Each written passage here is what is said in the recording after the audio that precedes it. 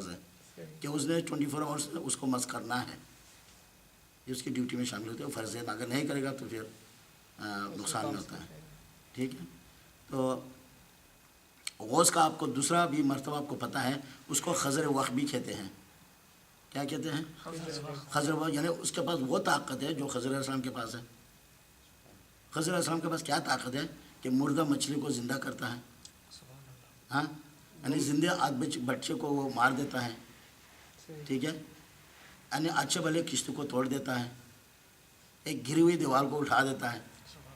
یہ خضر علیہ السلام کی طاقت ہے کہ نہ شریعت میں وہ سما سکتی ہے کہ اور نہ عام انسانوں کی عقل میں وہ بات آ سکتی ہے کہ یہ کام کیوں کر رہا ہے، لیکن وہ خیر پہ ہوتا ہے، اس میں پیچھے خیر ہے، اس کا کوئی ریزن ہے، اس میں وہ اللہ تعالیٰ کی منشا ہے، ٹھیک۔ تو وہ شریعت سے بھی یعنی باہر ہوتا ہے، یعنی آزاد ہو جاتا ہے، اس کی ڈیوٹی ایک مختلف ڈیوٹی ہوتی ہے۔ اللہ تعالیٰ اس کو جس کام کا حکم دے وہ پھر نہیں دیکھتا کہ شریعت میں یہ حلال ہے یا حرام ہے، اس کو وہ کرنا پڑتا ہے، سمجھا نہیں بات؟ تو یہ غوث کی، یہ اور کسی اس کی طاقت نہیں ہے۔ جیسے کہ داؤد علیہ السلام نے حالات سہو میں وہ کام کیا، ہاں، جالوت کو قتل کیا، کہتے ہیں اس نے کیا، اور وہ نظر ڈالی، کہتے داؤد تو نے نظر کیوں ڈالی؟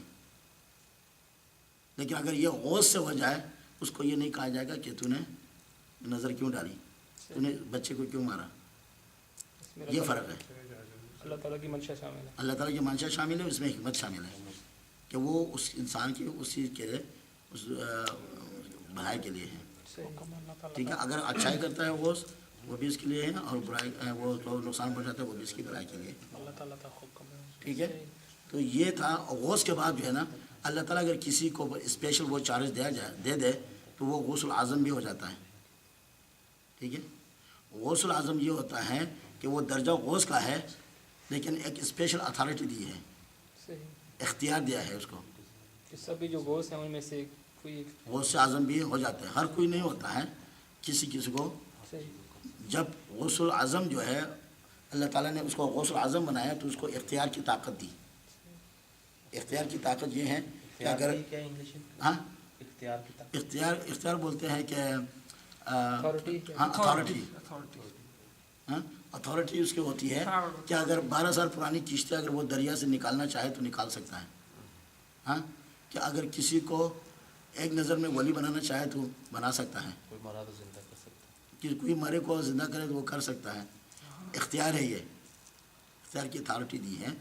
اور کسی ولی کو دوسری اتھارٹی دیتا ہے، وہ بھی وہ ہوتا ہے غوث اعظم ہوتا ہے، لیکن اختیار کی نہیں ہوگی، دوسرا ایک اتھارٹی ہوگی اس کی، لولاک کا تاج پہنایا جائے گا، اس کو نور کا تاج پہنایا جائے گا، اس کو روحوں کے اوپر قبضہ دیا گیا کہ کسی بھی روح کو، کسی بھی یعنی روح کو وہ اپنے پاس بلوانا چاہتا ہے وہ بلا سکتا ہے، آدم علیہ السلام سے لے کر آج تک آخر تک آنے والے روحیں، پہلے والے روحیں، کسی کو اپنے دربار میں حاضر کر سکتا ہے، یہ روحوں کے اوپر اتھارٹی اس کو ملتی ہے۔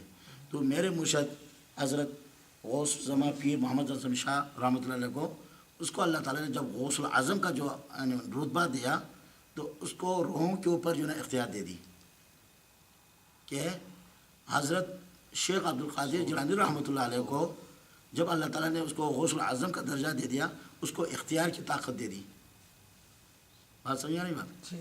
لال شہباز قلندر رحمۃ اللہ علیہ کو جب غوثیت کا وہ اس کو غوث کا تاج دے دیا تو اس کو کرامات کی وہ دے دیا، تاج پہنایا، اس کی کرامات بہت بڑے ہیں، سمجھا نہیں بات؟ حضرت زکریا ملتانی بہاؤدین رحمۃ اللہ اس کو جب اللہ تعالیٰ نے غوثیت دی تو غوثیت کے ساتھ اس کو جو غوثیت کا تاج پہنایا اس کو کشش کا تاج دے دیا، وہ کسی کے اوپر کشش کرے اس کی کشش کی پاور بہت زیادہ ہے، اٹریکٹ کرنا، یعنی مقناطیس کی طرح کوئی انسان اگر وہ چاہے تو آپ یہاں سے اس طرف نہیں جا سکتے ہو، اب لاکھ کوشش کرے تو آپ نہیں جا سکتے ہیں، وہ اس کو کھینچ لیتا ہے، یعنی مقناطیس لوگوں کو ہولڈ کرتا ہے، وہ اس طریقے سے وہ اس کو کشش کی طاقت ہر ایک کو پھر یعنی وصیت میں اپنا ایک طاقت دیتا ہے، سمجھا نہیں بات؟ کشش کسی کے پاس آ جائے تو پھر تو یہ ہوتا ہے، اس کا میں آپ کو مثال دیتا ہوں، میرے پیر صاحب رحمۃ اللہ علیہ جب غوثیت کے مقام پہ پہنچے تو ان کو حکم ہوا کہ آپ نے وہ اصل میں سوات میں پشاور میں رہتے تھے اور اللہ تعالیٰ نے حکم دیا کہ آپ نے سیر کرنا ہے پاکستان کے غوثوں کے اوپر، جیسا کہ دورہ نہیں ہوتا ہے یا منسٹر جو جا کے ٹور کرتے ہیں. ٹور کر، ہم نے ٹور کرنا ہے، جتنا بھی غوث ہے ان کے اوپر ہم نے سیر کر کے آنا ہے. حکم تھا، چلے گئے. اس میں اس وقت شامل نہیں تھا، میں آلریڈی میرے ہم کراچی میں تھے کس وقت، اور وہ پشاور سے آ رہے تھے. تو میرے والد صاحب ان کے ساتھ تھے، پیر صاحب کے دوسرے مرید، پیر صاحب کے اپنے 1-2 بیٹے، ہاں، ایک تقریباً ایک قافلہ 5-6 نفریوں کا.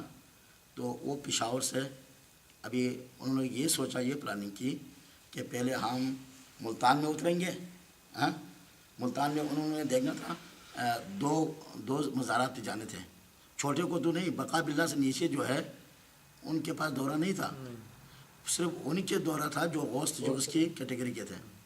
تو ان میں زکریہ باؤلدین ملتانی رحمۃ اللہ علیہ، اس کا ایک شاہ زمان بولتے ہیں وہاں پہ، وہ بھی غوث ہے ملتان میں. شاہ زمان اس رحمۃ اللہ علیہ کا مزار پہ جانا تھا. اور ایک جو تھا کراچی میں جو ہے نا لال شہباز قلندر کے مزار پہ. تو یہ یعنی اس کو جو ہے نا یہ داتا گنج بخش علی ہجوری اس کو اپنی لیسٹ سے نکال دیا تھا کہ یہ بقا باللہ ہے جو غوث کم درجے والا ہے. جیسے جو بڑے افسر ہوتے ہیں وہ جب دورے پہ ہوتے ہیں تو صرف ٹاپ کی کلاس کی ان سے مشورہ کرتے ہیں، ان سے ملاقاتیں کرتے ہیں. نیچے درجے رینج جو ہے وہ اگر کوئی بقا باللہ والا کرے تو وہ ضرور جائے گا داتا صاحب کے ساتھ حضوری میں. لیکن اگر کوئی غوث جا کے دورہ کرے تو پھر ضروری نہیں ہے کہ وہ داتا صاحب کی اس سے جا کے ملاقات کریں. تو پھر وہ روانہ ہوئے وہاں سے کراچی سوات پشاور سے. ان کا پلاننگ یہ تھا کہ ہم نے ملتان میں رکنا ہے اور ملتان میں وہاں پہ مزارات کا جو ہے نا زیارت کر کے پھر ہم نے کراچی جانا ہے. پھر وہاں سے پھر 7 آئیں گے لال شہباز قلندر کی اس کی. تو جب وہ ملتان سے تھوڑا سا یعنی پہنچنے سے تھوڑے پہلے مریدوں نے آپس میں یہ مشورہ کیا جو پیر صاحب کے ساتھ تھے کہ یہ ٹرین ہمیں بہت اچھی ملی ہے اور اس میں سہولیات کافی ہے، کھلی جگہ ہے، تو ہم کیوں نہ ڈائریکٹ کراچی جائیں اور واپسی میں ملتان آ جائیں. پھر صاحب خاموش ہو گیا کہ مریدوں کا مشورہ یہ ہے، یہ ہے جیسے کہ آپ لوگ ایسا آپ کی مرضی تو ایسا. تو پھر لیکن پھر صاحب کی اپنی خواہش اس میں شامل نہیں تھی، یہ مریدوں کے دل رکھنے کے لیے کیا یہ کہتے ہیں تو ٹھیک ہے. جب یہ ملتان پہنچے، ابھی آدھی رات کا ٹائم تھا نا، وہ تقریباً رات کے 2-3 بجے تھے اور یہ آرام سے اپنی سیٹوں کے اوپر لیٹے ہوئے ہیں. پھر صاحب اوپر تھے، یہ نیچے بیٹھے ہوئے ہیں ٹرین میں. جو ہی کہتے ہیں ہم ملتان پہ وہاں پہ اسٹیشن پہ ٹرین رکی تو اتنے موٹے موٹے ہٹے کٹے کے نا 4-5 آدمی آئے اور پیر صاحب کی جو مریدوں کو تھے نا اس کو یہاں سے پکڑ کے ایک کو اتار دیا نیچے کہ یہ تو سیٹ ہماری ہے، آپ لوگ یہاں پہ کیوں بیٹھے ہوں. تو ایک آن فان میں ان کو پتہ بھی نہیں چلا تو وہ ٹرین سے نیچے اتر کے روڈ کے اوپر کھڑے تھے. پیر صاحب سے کہا، پیر صاحب آخر بابا جی اب آرام سے اتر جائے، کوئی ہاتھ مان نہیں لے، پھر آرام سے. لیکن سارے مریدوں کو اتار دیا. جب مرید سارے اتر گئے پیر صاحب بھی پیچھے سے اتر گیا. تو پیر صاحب پھر وہاں دیکھا کہ رات ہے اور جو حضرت زکریہ باؤلدین ملتانی کا جو مزار ہے وہ ایک چڑھائی کے اوپر ہے. ہاں، ایسا پلین پہ نہیں. وہاں بھی رات کو یہ ٹانگے والے زیادہ تر ٹانگے ہی چلتے وہاں بھی، وہ جاتے بھی نہیں ہیں اور کمزور ٹانگا ادھر چڑھ بھی نہیں سکتا ہے. ٹھیک ہے. تو وہ پریشان تھے کہ ابھی کیا ہوگا. تو اتنے دیر میں بہت ایک خوبصورت اور بہت ہٹا کٹا ایک ٹانگے والا، ایک سے ہم کہتے تھے کہ بھائی ہمیں لے کے وہ کہتے ہیں تو رات کو ہم اس طرف نہیں جا سکتے، دوسرے سے کہتے نہیں ہوتا. آخر وہ ایک کہیں سے وہ نکل کے آیا، وہ کہتے میں نے آپ لوگوں کو لے کے جانا ہے. تو وہ ٹانگا والا کہتا ہم اس میں بیٹھ گئے اور چلے گئے مزار پہ. تو حضرت